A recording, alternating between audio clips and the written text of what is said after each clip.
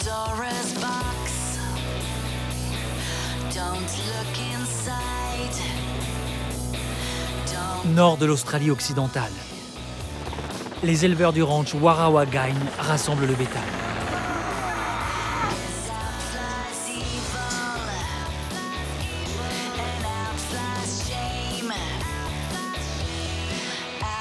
C'est le règne de la démesure. 30 000 vaches et taureaux vivent à l'état sauvage sur une propriété de la taille d'un département français. La famille Mills et ses employés ont quelques mois pour en réunir le maximum.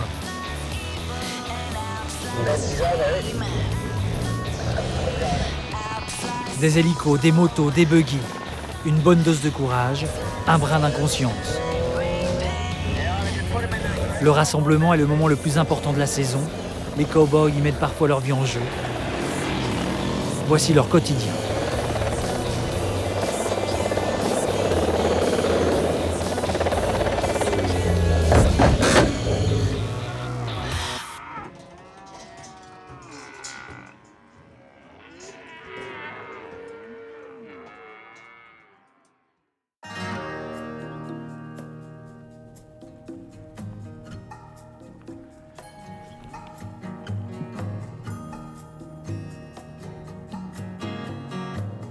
Tous les jeudis, la même mécanique se met en branle sur la propriété de Warrawagine Station. Une voiture se déplace, un avion survole le ranch. Quelques maisons posées là au bord de la rivière, qui encadrent un carré de gazon, luxe unique, sur cette terre rude. Dans la voiture, une femme patiente attend que l'avion se pose sur la piste d'atterrissage de la propriété. Cet avion est celui du facteur.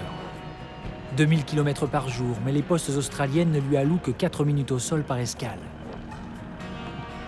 Pas le temps de traîner, de bavarder. Mais Lyle Mills, ce matin, est soucieuse. Salut Lyle, ça va? Bien, et toi? Bien, bien. Attends, je vais mettre ça dans ta voiture.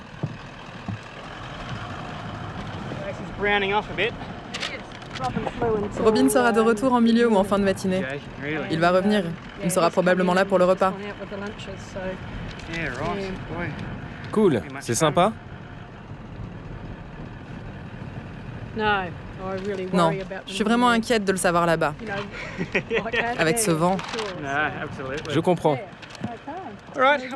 Ok, bon, faut que j'y aille. Je vais à Broome ramener tout ça. J'en ai assez de piloter pour cette semaine.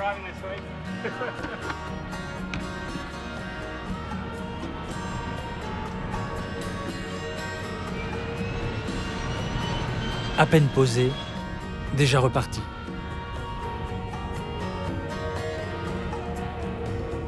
Le facteur a laissé son sac, dont le poids et le contenu dessinent déjà l'isolement des lieux, voire le danger. Il s'y trouve des choses que l'on trouve rarement dans son courrier. De la morphine en injection, que seuls les hôpitaux ont le droit d'administrer. Un bouquet et une lettre pour commémorer le décès d'un homme sur la propriété.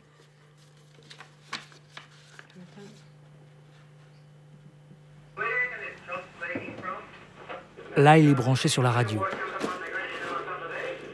Elle entend des conversations qui se tiennent à plusieurs dizaines de kilomètres. Base à Robin. Base à Robin. Est-ce que tu me reçois? Elle est toujours aussi inquiète.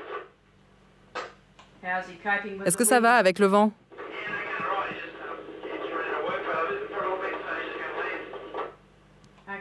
Ok, c'est bon. Je vérifiais juste. Le vent est très très fort ici et j'étais un peu inquiète.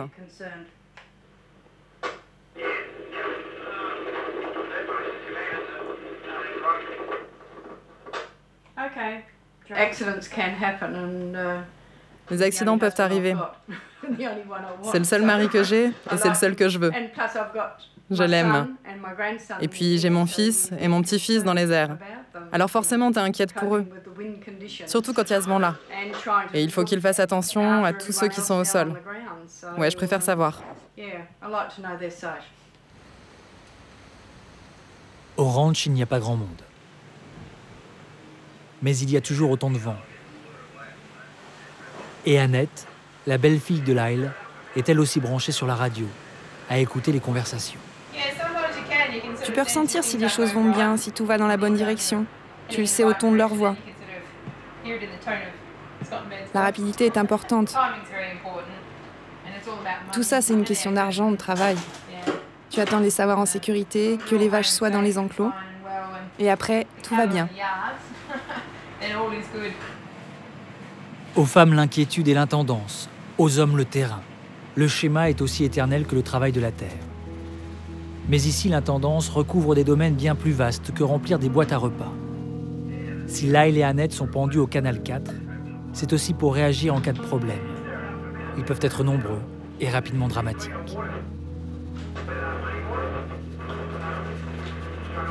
Pour saisir, quelques précisions géographiques sont nécessaires. Warrawagine Station se situe à 1600 km de Perth, 300 km de Port Hedland, la ville la plus proche. La région est réputée la plus chaude d'Australie. Pendant 4 mois consécutifs, il peut y faire plus de 40 degrés. 3 générations de la famille Mills règnent sur un territoire de la taille d'un département français, 4500 km². Ils sont éleveurs, et comme tous les éleveurs, ils vivent de leur bétail. Et comme tous les éleveurs, ils en prennent soin, le développent. Seule différence, mais elle est de taille, ces vaches et ces taureaux vivent de façon sauvage. Une fois par an, il faut donc les rassembler pour pouvoir les traiter, les sélectionner, les vacciner, les vendre. Il y a environ 30 000 têtes, ça prend au moins 5 mois. On appelle ça le mustering.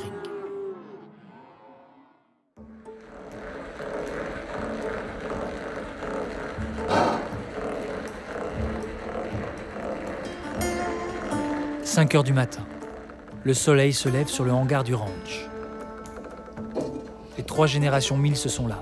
Ben, 22 ans. Scott, son père, 43 ans.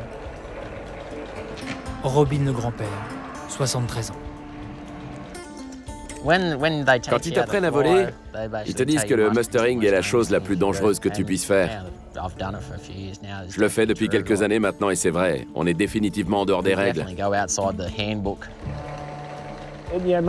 Le mustering est l'une des choses les plus dangereuses pour un pilote d'hélico. On essaye de minimiser nos risques. On est une entreprise familiale et je ne veux pas avoir un crash et que mon fils Ben en soit le témoin depuis un autre hélicoptère. Ou mon père. C'est évidemment la même chose pour Ben. On fait attention l'un à l'autre. On essaye de ne pas prendre trop de risques, quoi. Je ne cesse de dire à Scott et Ben qu'il n'y a aucune vache qui justifie que vous perdiez votre vie, qu'il ne sert à rien de se mettre dans des situations où vous ne pouvez pas vous en sortir. Ne le faites jamais, car ça n'en vaut pas la peine. Scott, Robin et Ben partagent les responsabilités. À eux 3, ils dirigent le ranch. Ils volent ensemble, aussi souvent que possible.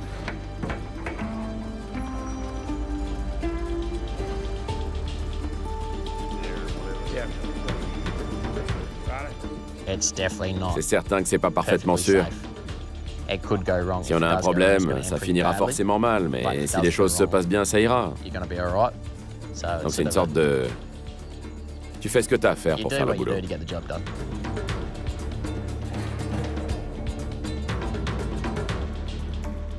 Lorsqu'ils s'apprêtent à décoller, ils ne pensent certainement pas aux statistiques. Mais chaque année, 2 ou 3 accidents aériens endeuillent les éleveurs d'Australie. Il faut faire le job, et ils le font depuis plus de 20 ans.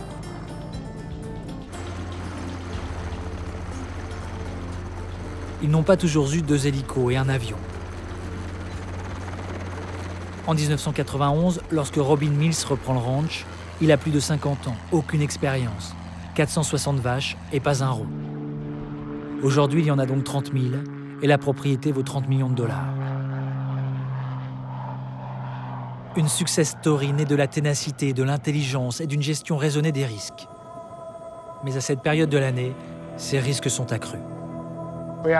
On est très en retard cette saison, un mois environ. On essaye toujours de finir avant septembre, avant que la chaleur augmente.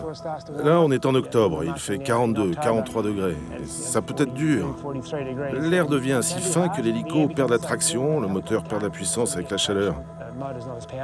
Et donc tu deviens limité et tu ne maîtrises plus aussi bien l'hélico. Mais bon, on continue. Faut qu'on finisse. Lors du mustering, la famille Mills divise son territoire en zones, consacre une semaine environ à chacune. Cette année, il s'achève au milieu des collines et des rivières, à 80 km du ranch.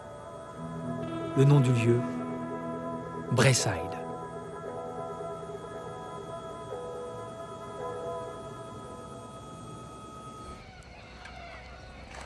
Où au même moment, quelques gars émergent difficilement de leur sommeil.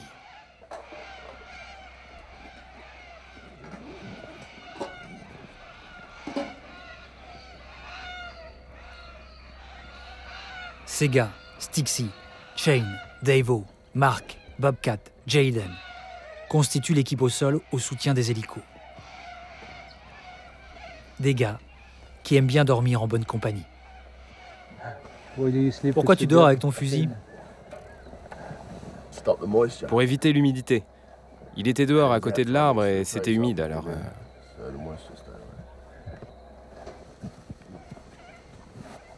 Le ranch est trop loin pour rentrer le soir. Il reste alors sur place, vérifie tous les matins qu'un serpent ou une araignée venimeuse ne s'est pas glissé dans les bottes. Le médecin le plus proche est à 300 km. Au milieu d'eux, une jeune femme, Kathleen, 22 ans. Elle n'est ni mieux, ni moins bien lotie. On a fini assez tard hier soir. Et la saison est très longue. Alors on est un peu fatigué. Puis il se met à faire très chaud là. Bonjour.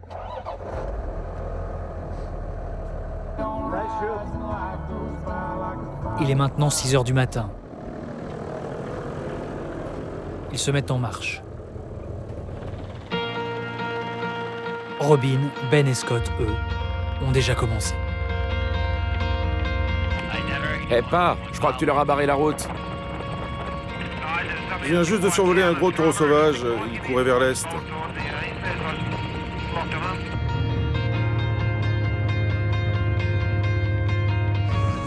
Un, 2, 3, 4, 5, il y en a 7, 8, 9. On couvre une telle surface avec les hélicos qu'on commence plus tôt. On commence à les rassembler et ensuite on bosse avec les gars au sol.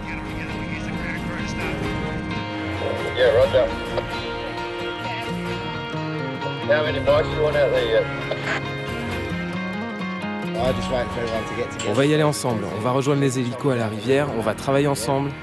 Ça va être bon et je pense qu'on va avoir plein de bétail.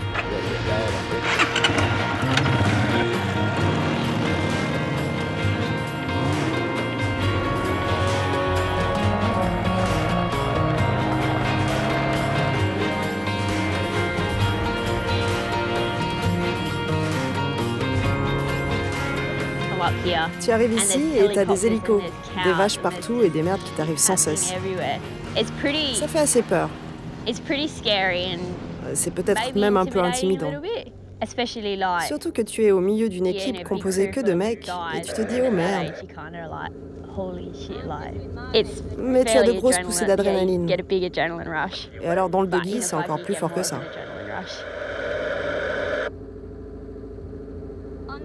Je suis sur la rive sud de la rivière. Est-ce que tu peux aller sur la rive nord, vers les motos? Ok. Ben, Scott, Robin se partagent les airs.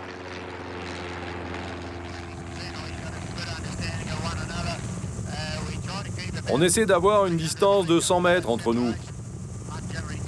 Généralement, je suis 100 mètres au-dessus d'eux pour avoir une marge de sécurité. On se partage les zones de travail. On est souvent à 3 ou 4 km les uns des autres. C'est plus sûr.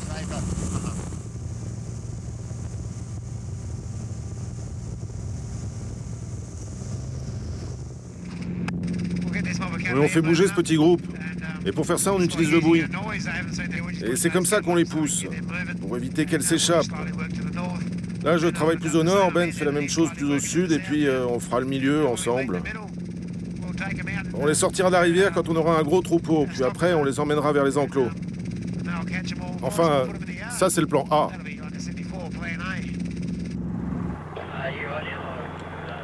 Il y a des plans A, des plans B, des plans C, car rien ne se passe jamais comme prévu.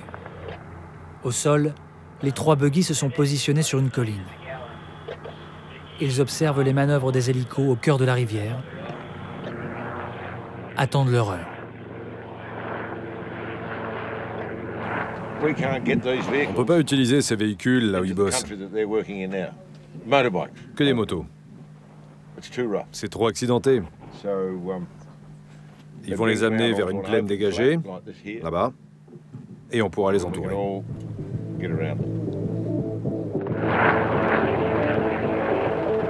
La traque est en cours. Au milieu des arbres.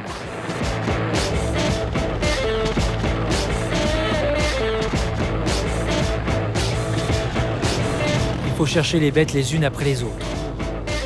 Les motos contiennent, rabattent, poussent les animaux dans la bonne direction. Souvent à l'aveugle.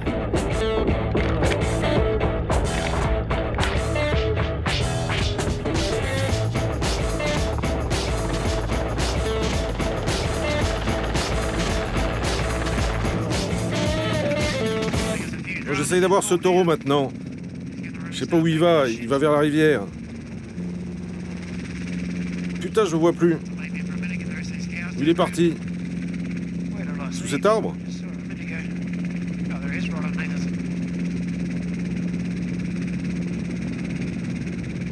Tu peux pas le trouver? Mais qu'est-ce que tu cherches? Il y a un taureau ici. Il va dans la mauvaise direction. J'essaye de le bloquer, de lui tourner autour. Mais les arbres sont très hauts. C'est un peu difficile d'y aller.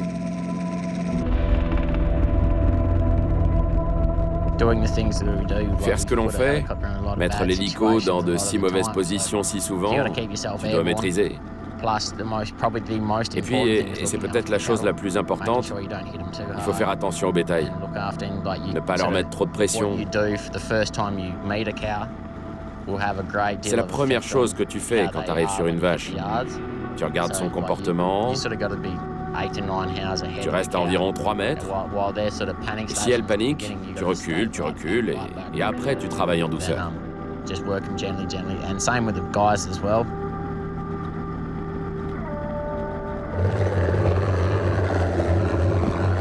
Les buggy se sont mis en action. Les premières vaches sortent.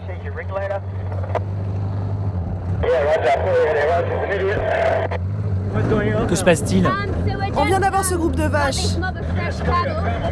Elles viennent des collines derrière, elles sont sauvages. Elles n'ont encore jamais vu personne, donc ce qu'on essaie de faire, c'est de les bloquer un peu, qu'elles s'habituent aux motos et aux buggy.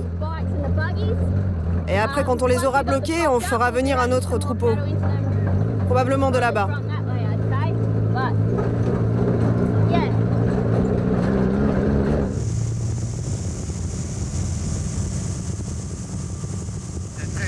Il faut que les troupeaux viennent ensemble.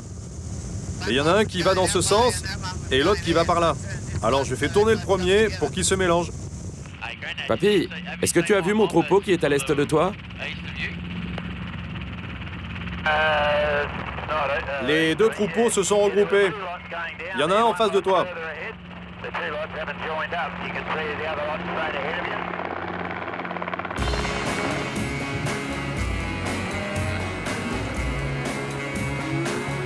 Des dizaines, des centaines de vaches et de taureaux sont maintenant poussés en dehors du lit de la rivière, vers un endroit plat et dégagé. Vision ahurissante, où un troupeau d'environ 700 têtes, vivant à l'état sauvage, se trouve projeté dans le bruit et la fureur des hélicos, des buggy et des motos.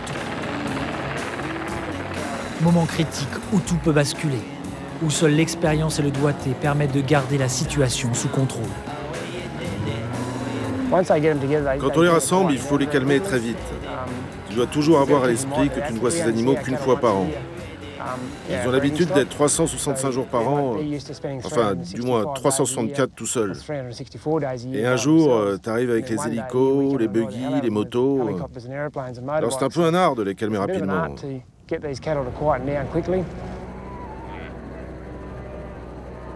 Durant une demi-heure, 3/4 d'heure, tout s'arrête.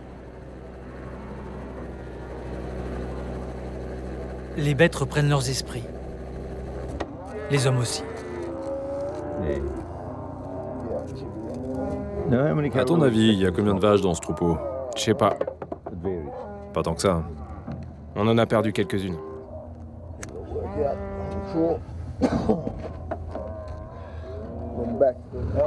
Vas-y, j'ai un cadeau pour toi. J'espère qu'il n'y a pas une langue là-dedans. Merci. C'est quoi? De la queue de kangourou. Je crois qu'elle a été frite. T'aimes ça? Oui. Je la garde pour plus tard. Pour le déjeuner.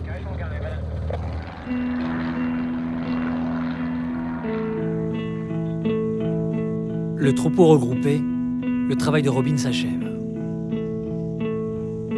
Le bétail sera conduit vers les enclos sans lui, la précision des hélicos étant alors bien plus précieuse que l'amplitude de l'avion. À 73 ans, voler fait sa joie. Blessé sérieusement l'an dernier, le patriarche reprend depuis peu les commandes de son avion.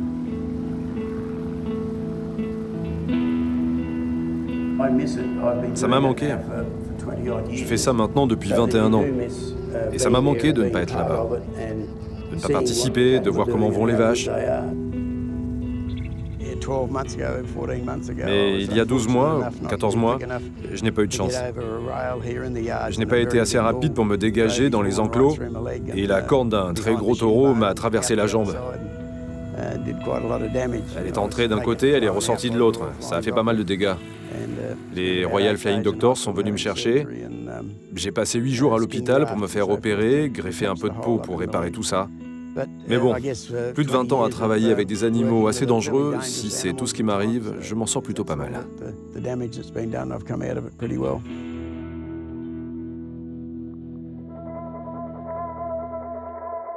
Au ranch, Annette a commencé elle aussi au petit matin.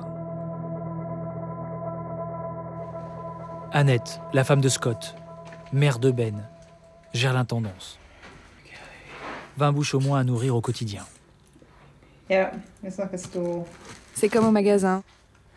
Tu dois avoir en stock bien plus que ce dont tu as besoin immédiatement.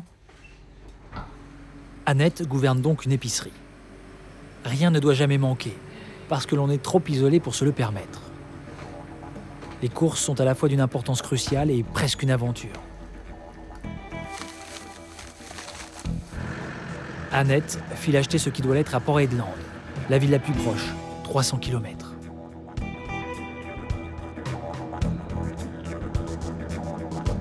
Et 300 km, ça laisse un peu de temps pour deviser sur cette vie et sur cette terre.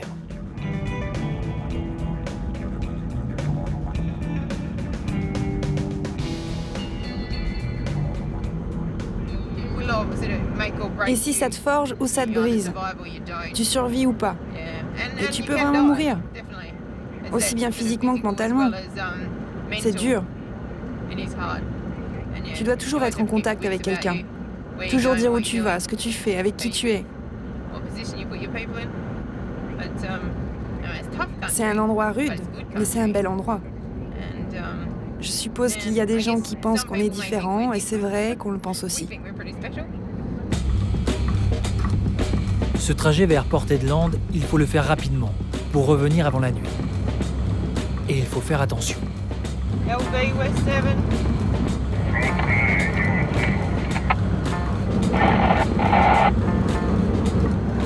LV westbound Clingan Hills. Just to let Il faut que tous les camions sachent que je suis là aussi. Et quand c'est poussiéreux, c'est difficile de voir quelque chose. Ça permet à tout le monde de savoir ce qui se passe. C'est une mesure de sécurité et il y en a tellement avec toutes les mines. Les heures passent. Les kilomètres s'enchaînent. Le bitume succède à la piste. Des camions transportant du minerai succèdent à d'autres camions transportant du minerai. Camions immenses qui ont besoin de plusieurs kilomètres pour s'arrêter. Ils donnent un aperçu de la véritable nature de la région. Les éleveurs n'en sont pas les maîtres, ce sont les mineurs. Port Hedland, une ville sortie de nulle part qui ne ressemble à rien. Pas de centre-ville à proprement dit, une ville qui s'étale, des maisons qui jouxtent des complexes portuaires et miniers. Mais cette ville si méconnue, même en Australie, est le plus important port du pays. En tonnage, l'un des 10 ports les plus importants du monde. Les mines sont le poumon de l'économie australienne. Port Hedland en est l'une des capitales.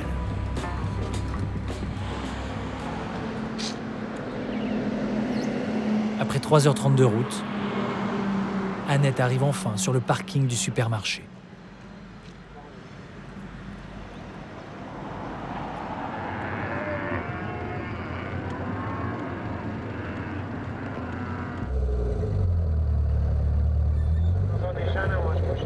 Sur la propriété, Kathleen guide le troupeau qui a commencé sa marche vers les enclos à une dizaine de kilomètres.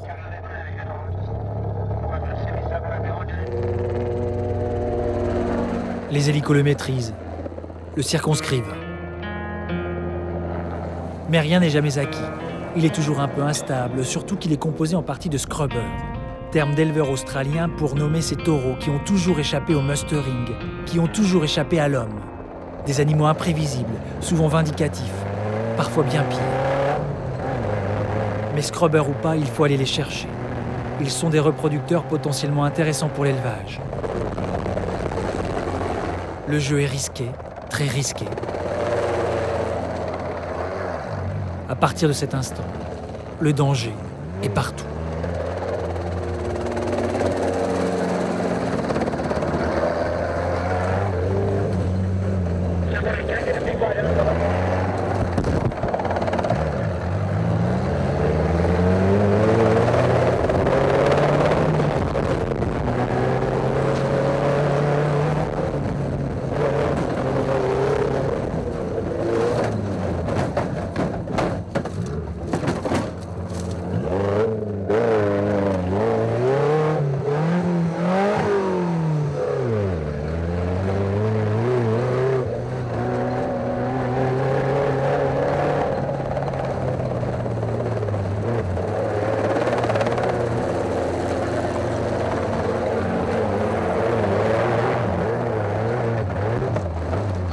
Je vais la voir.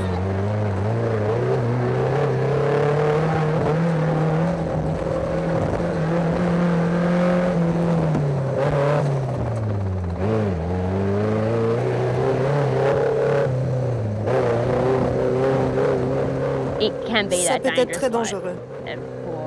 Un jour, il y a quelqu'un qui est mort lors d'une poursuite. Il s'est brisé le cou à l'intérieur du buggy. C'est simple, il suffit qu'il te renverse et que tu heurtes le sol très fort, tu frappes une pierre et t'es mort. Mais tu essaies d'éviter ce genre de choses, de faire en sorte qu'il ne te renverse pas et surtout tu pries pour que tout se passe bien.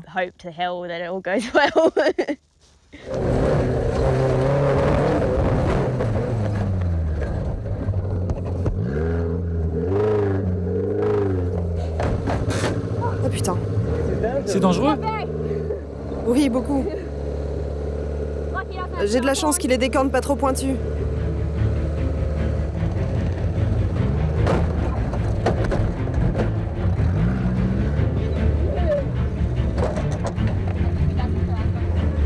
Un corps à corps s'engage.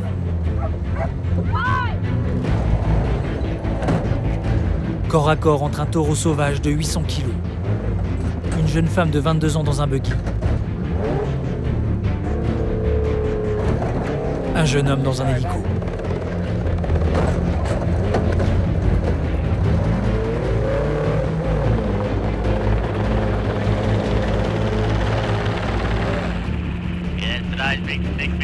Aujourd'hui, c'est la grande mission, ne pas perdre ce gros taureau sauvage.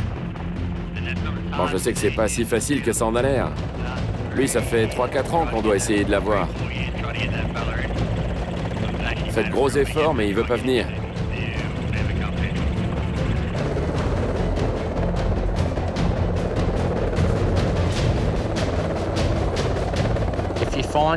Si tu es trop impliqué, si tu voles trop près des limites ou au-delà des limites, tu peux te cracher.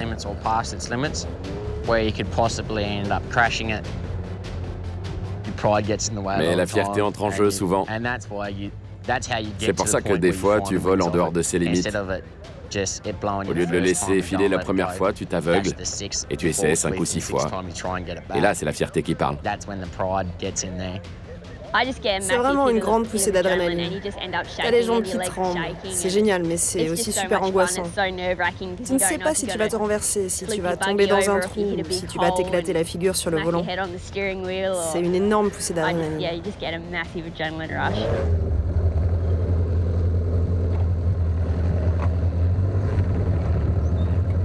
Maintenant, avec Marc, on va travailler en équipe, à 2. Enfin, s'il veut bien jouer le jeu.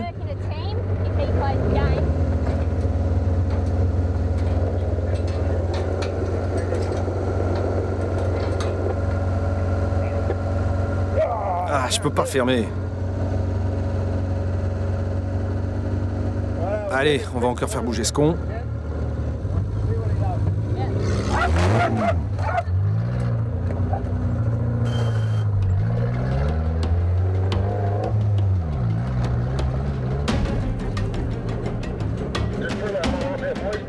Le taureau finit alors par trouver l'échappatoire, dans les buissons.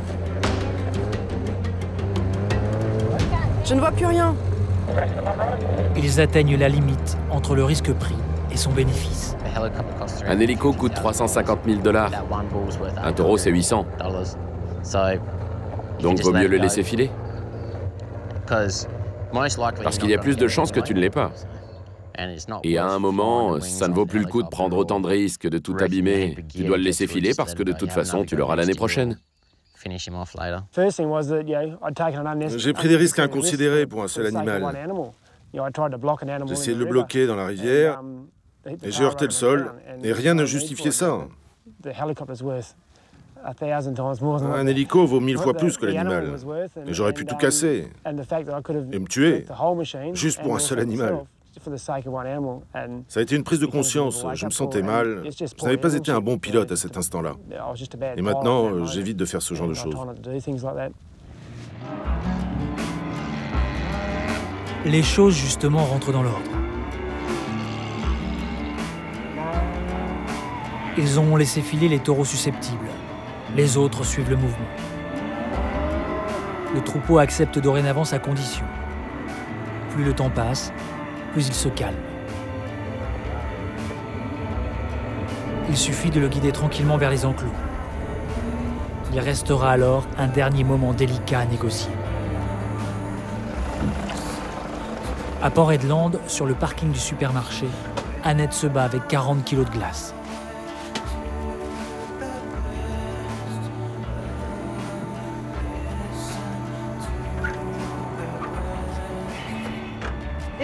C'est toute ma glace. C'est ce qui me permet de garder les produits au frais, de bien les conserver jusqu'à mon retour à la maison.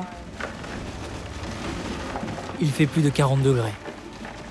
Cela fait maintenant 5 heures qu'elle a quitté le ranch. Aujourd'hui, dans le magasin, elle a été rapide.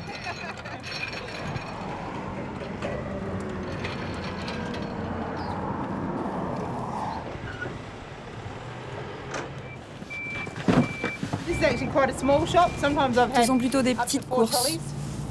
Des fois, je peux avoir jusqu'à 4 chariots. Mais on arrive à la fin de la saison et il y a de moins en moins de gens à la propriété, donc c'est à peu près la moitié de ce que j'achète d'habitude. Mais c'est bon pour 2 petites semaines. J'en ai juste pour $1000, normalement c'est 2000.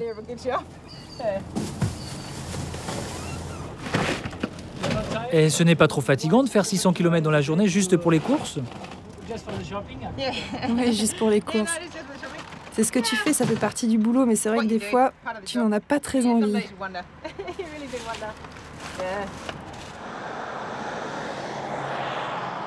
Annette reprend la route. Chemin inverse. Encore 3h30 pour être à la maison. Une journée de course comme une autre.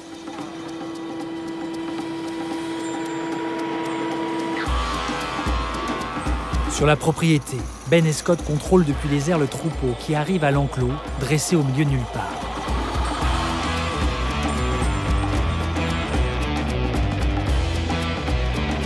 Il faut y faire pénétrer 700 animaux.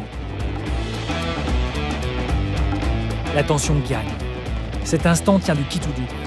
Le troupeau peut exploser. Hélico, buggy, moto doivent exercer la bonne pression au bon endroit, au bon moment. Ils peuvent encore tout perdre.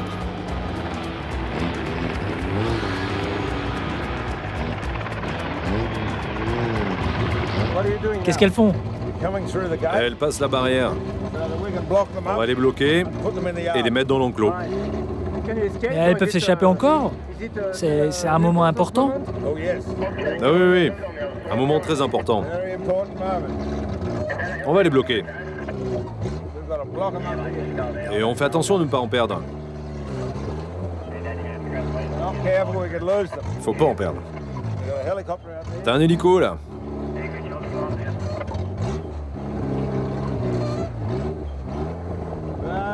On se calme. On se calme. Mais le troupeau ne se calme pas. Au contraire. Il s'agite, tend vers la dispersion. Quelques-uns filent. Il faut agir vite dans l'instant, maîtriser ce bétail devenu volatile. Ça se joue en quelques secondes.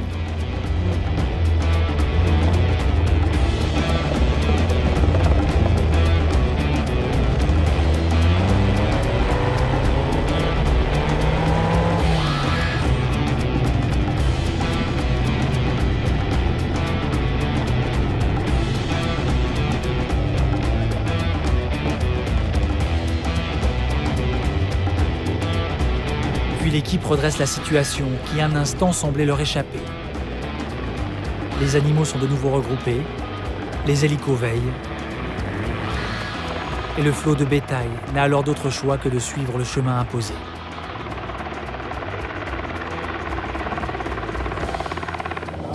Allez, on marche les vaches. Allez, allez. Les voilà dans l'enclos.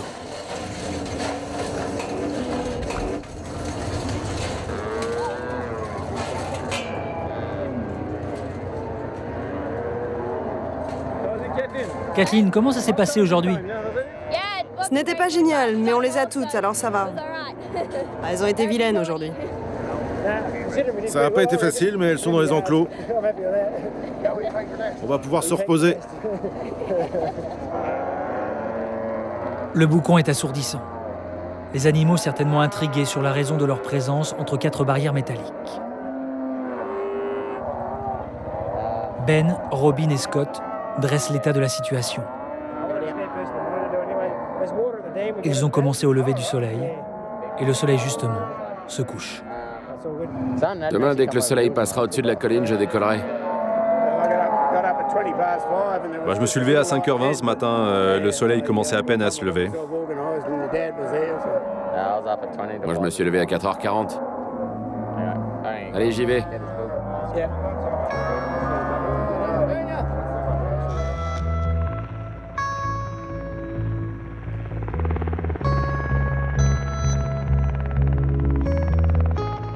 Ce soir, Ben dort au campement avec l'équipe au sol, au bord de la rivière.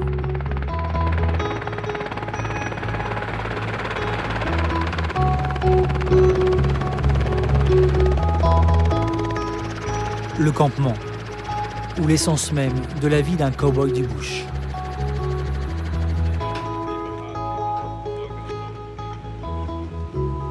Un campement, c'est toujours la même chose. Après la journée, il commence par se poser, ouvre une bière, partage un peu, pique du nez et puis s'affaire. Priorité numéro 1, se laver. On ne dirait pas comme ça, mais ici, il y a un service d'une grande rareté. Un service offert par très peu de ranchs à leurs employés. Qu'est-ce que vous faites? On travaille sur le système qui nous apporte l'eau chaude. Le gaz, l'eau, le chauffe-eau, douche chaude à l'intérieur, génial, et mieux que dans la rivière. Mais il y en a toujours qui préfèrent la tradition.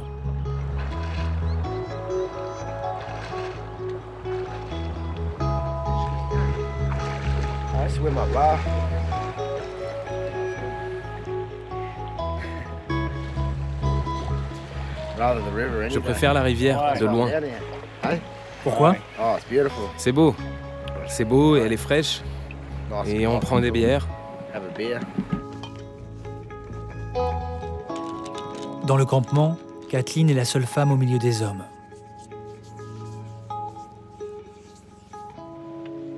Des hommes qui ce soir sortent les fusils.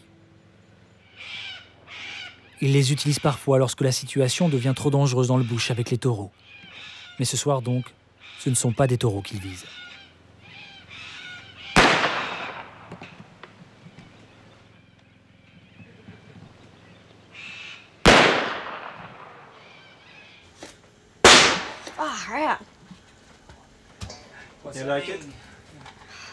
Pardon?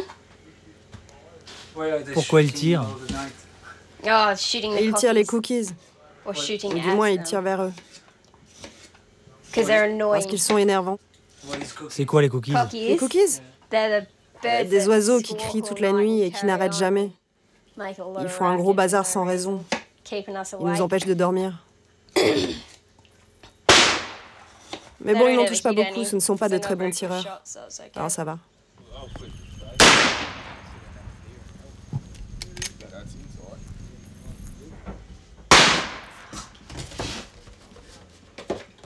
Ce sont comme des gamins jouant avec leurs fusils. Enfin, pas comme des petits gamins, parce qu'ils tirent quand même. Ouais, des gamins qui s'amusent, en fait.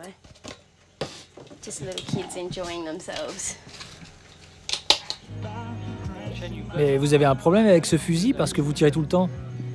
Allez, commence à courir en zigzag et tu vas voir si j'ai un problème avec mon fusil.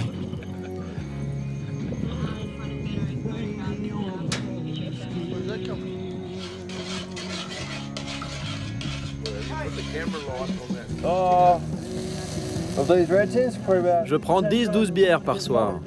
Mais on travaille dur toute la journée, vous savez. On mange trop de poussière. Et ça, c'est bien meilleur que la poussière.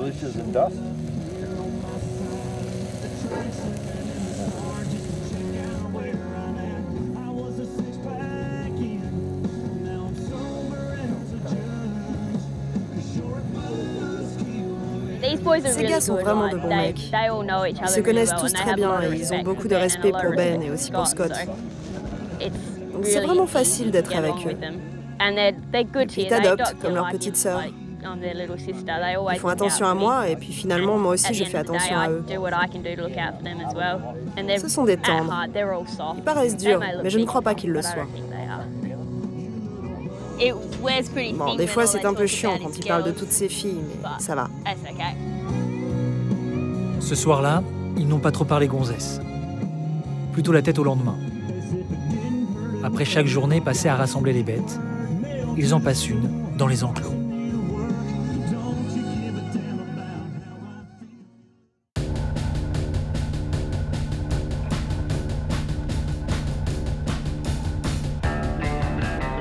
« 7 heures du matin. Le road train de Warrawagan Station zèbre le paysage de la propriété.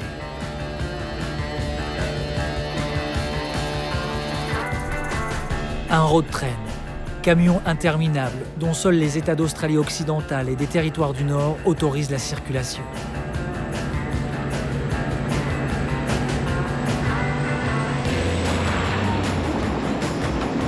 Trois remorques, 45 mètres de long. Celui du ranch sert à transporter des animaux entre l'enclos posté dans ce grand nulle part et l'enclos principal de la propriété. Lorsque le road train arrive à vide, il travaille déjà depuis longtemps. Un enclos, c'est un peu une gare de triage, dont Ben est le chef.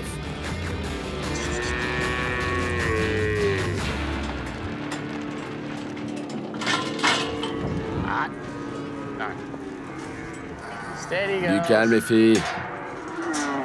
C'est bon.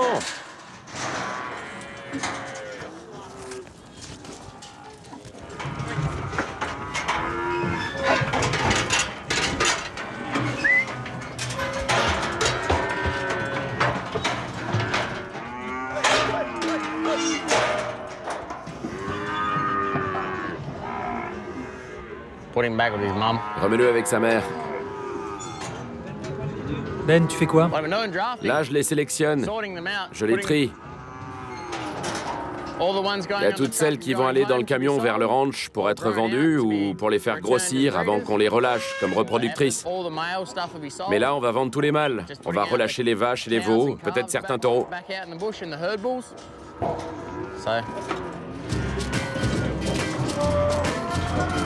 En une journée, il décide du destin des 700 bêtes rassemblées la veille. On les oriente en fonction de ce que l'on veut en faire. On les traite, on les vaccine. Ben affine son cheptel. Les 2 tiers seront relâchés. Et parfois, elles lui font quelques misères. Faut qu'elle s'éloigne de mon chapeau. Allez! Va-t'en! Va-t'en, espèce d'idiote.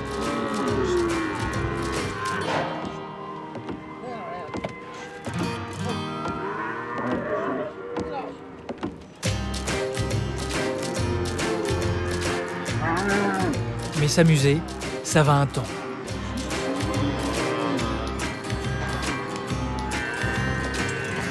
Surtout lorsqu'un scrubber, ce fameux taureau qui n'a jamais vu l'homme auparavant, pointe le bout de ses cornes.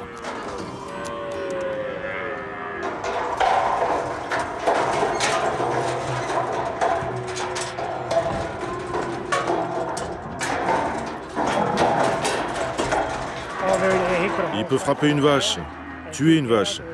Il peut aussi frapper l'un de nous et tuer l'un des gars de l'équipe. Tout ça, c'est de la sécurité. On essaye d'être aussi prévenant que possible. Parce que vraiment, s'il touche un homme, l'un de nous, tu sais jamais s'il va être tranquille ou pas, ce qui va se passer. Donc, on lui coupe les cornes. C'est dangereux? Ah oui, très dangereux. Parce que quand tu vas appuyer sur la détente, l'appareil va être connecté à lui. Et il peut bouger dans tous les sens avec ce truc au bout de sa corne. Et là, s'il te touche à la tête, ça va probablement te tuer. Il faut donc 6 hommes. Des liens reliés à un buggy qui lui tiennent les cornes pour sécuriser l'opération.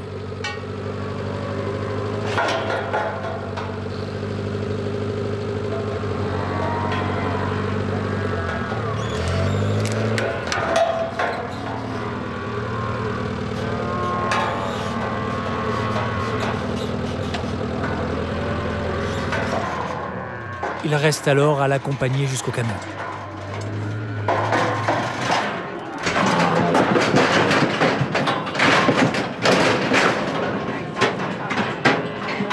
Ça y est, il est dedans, il est dedans.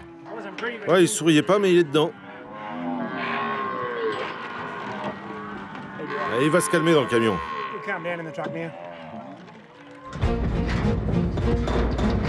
Le camion, il faut le charger. 200 animaux. Ça paraît rien, mais c'est à croire que dans cette villa, tout est dangereux. Sur le fil.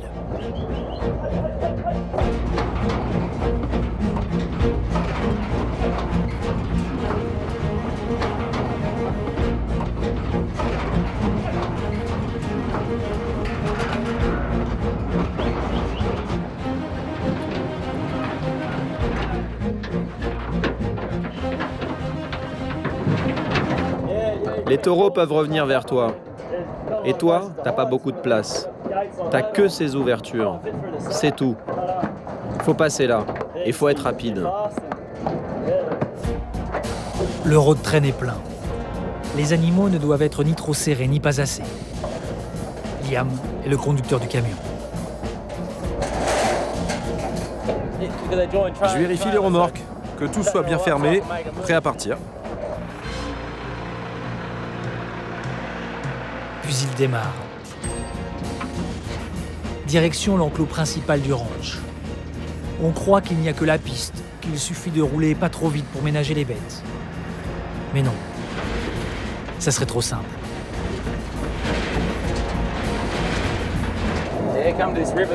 On arrive à la rivière, il faut la traverser.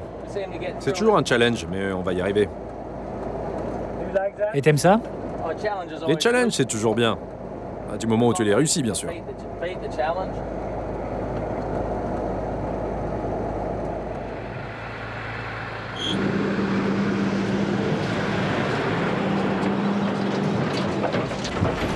Quand tu vas traverser, il faut aller jusqu'à l'arbre de l'autre côté. Ouais, lequel? Tu vas le voir, il est un peu couché, comme ça. C'est juste après la rivière? Non, c'est un peu plus loin, au sommet de la colline. De ce côté? Ouais, ça va le faire.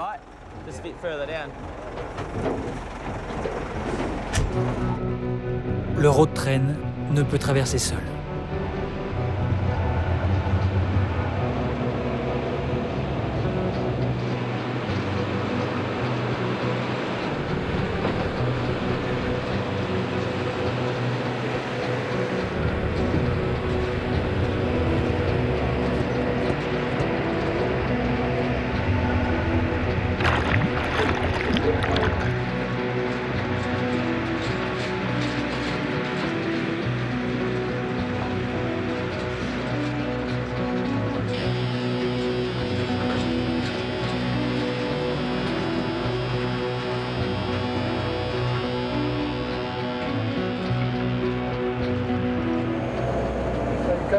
Tu l'as traversé?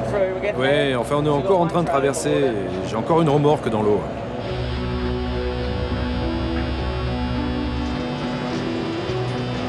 Et sans le chargeur, là, tu ne peux pas traverser? Non, tu peux pas le faire. Et tu t'es déjà enlisé ici? L'année dernière, on s'est enlisé plusieurs fois. Mais il y a beaucoup plus d'eau cette année. Plus d'eau veut dire moins de boue, plus de traction. La perspective de passer sans trop d'encombre.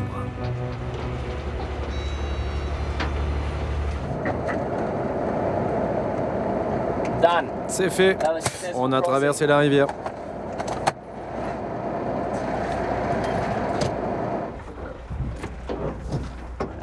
Comme on vient de traverser, je m'assure juste qu'il n'y ait pas de gros cailloux entre les roues. Ah, c'est bon. J'en trouve pas. Liam finit son check-up.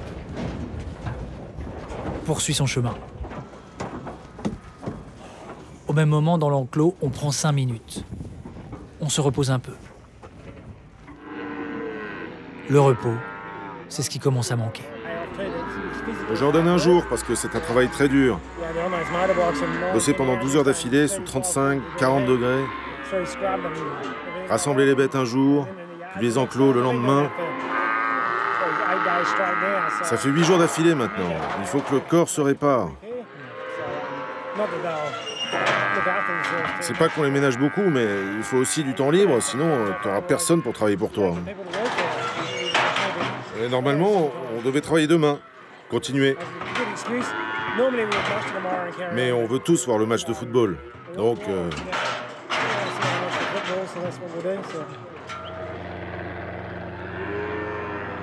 Il relâche alors les animaux. Tous ceux qui ne sont pas à vendre, tous ceux qui n'ont pas besoin de passer par l'enclos principal pour on ne sait quelle raison. Pour une journée finit donc la terre rouge, le meuglement des bestiaux, la poussière qui envahit tout. Une journée à la maison. Au paradis.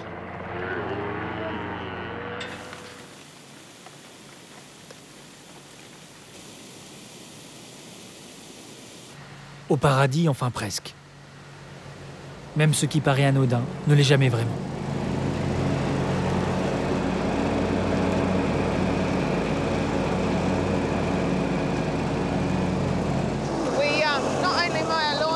C'est vrai que le gazon est très beau.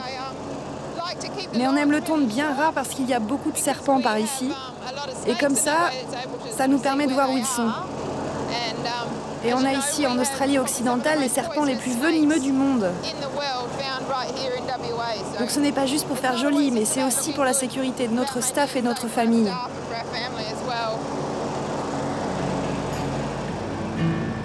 Mais le staff et la famille aujourd'hui ne se roulent pas sur la pelouse. Ils se massent plutôt devant le match de foot. Pas n'importe quel match, pas n'importe quel foot. C'est le sport numéro 1 en Australie. Il y a 110 000 spectateurs au stade de Melbourne et toute l'Australie s'est arrêtée pour regarder ce match. C'est la finale du footy, sport tellement australien que l'on aurait bien du mal à expliquer les règles. Yes, mate! Oh, come on, I'm in the back! Fuck off! Fucking bullshit! You gotta go. Un sport qui déchaîne les passions. Peut-être un peu trop d'ailleurs pour Lyle, Mark et Robin. Well done.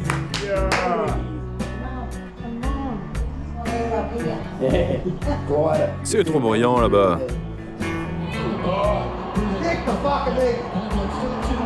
Yes, mate! Lovely job! I told you not to go anywhere. Lovely job! Yes!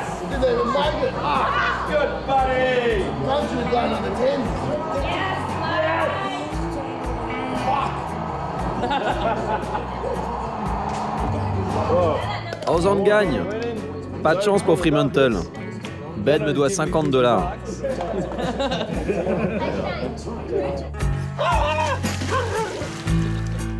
Une petite pause au cœur de cette vie de cow-boy du bush. Vie exaltante, mais rude.